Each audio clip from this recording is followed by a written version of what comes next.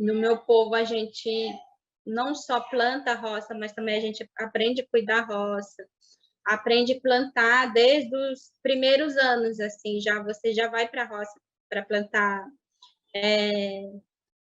frutas ou ajudar a carregar água. Meus primeiros professores também foram meus irmãos e meus primos. A alfabetização foi tudo na língua banila. E talvez por isso que eu não aprendi a falar português até hoje. Prefiro falar em banila. Eu lembro muito bem da minha mãe e da minha tia quando elas exigiram a escola, ensino fundamental e ensino médio lá na minha região. Foram elas que falaram, assim. Então, foram as primeiras mulheres também a reivindicar a escola, porque muito nessa ideia dos filhos não saírem mais da comunidade. Então, elas falavam assim: a gente não quer que os nossos filhos passem necessidade na cidade, por isso a gente quer escola nossa. E a gente ficava 4 meses na cidade, estudando, e voltava para casa no mês de julho. Então, ficava um mês lá. Só que às vezes a gente não tinha condição de descer de novo para a cidade. Às vezes é por falta de carona, às vezes não tinha combustível mesmo, assim, para descer. Então, é muito longe da cidade, assim. Então, é por isso que, na concepção delas, era muito melhor ter uma escola com professores banila, porque já tinha uma formação de professores banil que podiam assumir essa escola. Quando eu cheguei na cidade, você não tem como sobreviver porque sua família não tem recurso para lhe manter na cidade. Então, a saída que você não tem experiência de outra profissão, assim, você é de menor, você precisa sobreviver na cidade.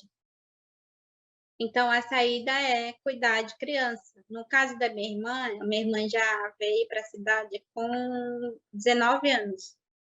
Ela foi para ser cuidadora de casa, assim, auxiliar de serviço. Meu irmão, que era homem, ele foi para padaria. Éramos 3 irmãos mais novos, com o nosso irmão mais velho, que também não tinha condição de manter a gente na cidade, então tínhamos que trabalhar.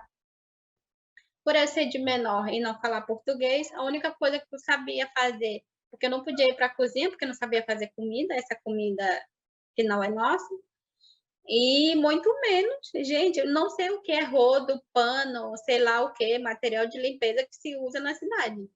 Eu sei lá da minha comunidade que é uma vassoura de cipó para limpar o quintal, para limpar a casa, é outro tipo de vassoura.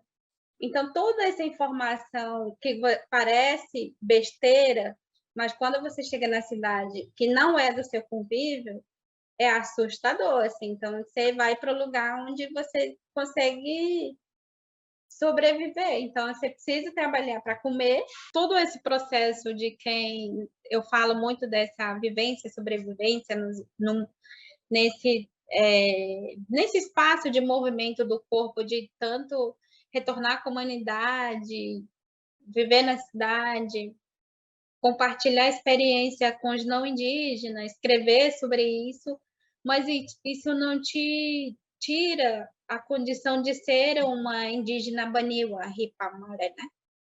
Porque que ele é o território te traz outras formações, mas o seu corpo também carrega essa formação. Então, quando se fala desse corpo-território, é justamente para quebrar essa discriminação de que quem sai do seu território deixa de ser indígena. Nosso corpo é além disso.